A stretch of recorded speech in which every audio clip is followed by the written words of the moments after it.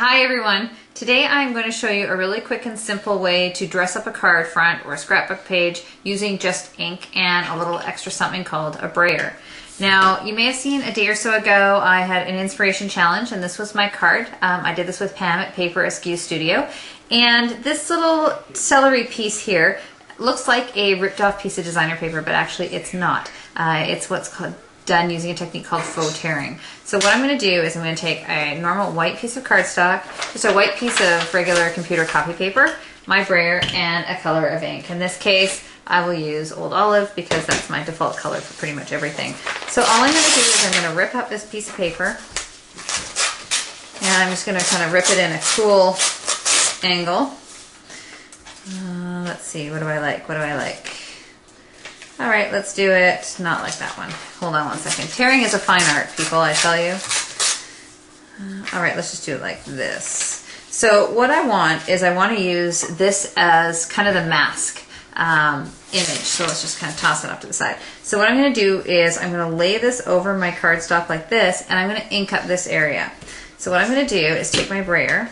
Now, one of the lovely ladies in my downline gave me a little tip because we usually use our ink pad like this. It's all closed up, and sometimes the brayer will go flying, sometimes the ink pad will go flying. So what she suggested was leave it open like this, hold on to this piece, ink it up like this, then you're sure to not have your ink pad go anywhere.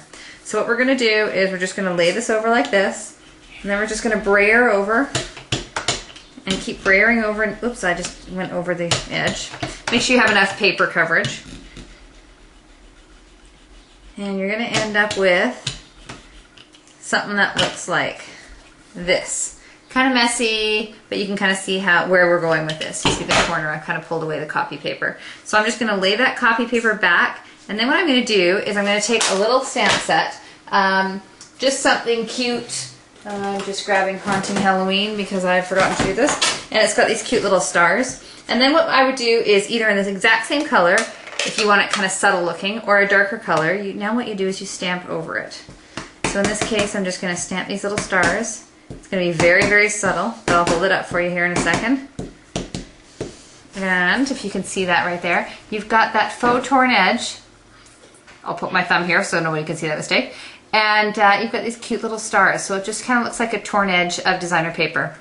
So in this case here, I used certainly celery, and then I stamped the canvas stamp, background stamp over a little bit again in celery just to kind of give it a little effect. So there you go. So that's a quick and easy tutorial on how to do faux tearing. Looks great on a scrapbook page. You can make lots of dimension on a single layout.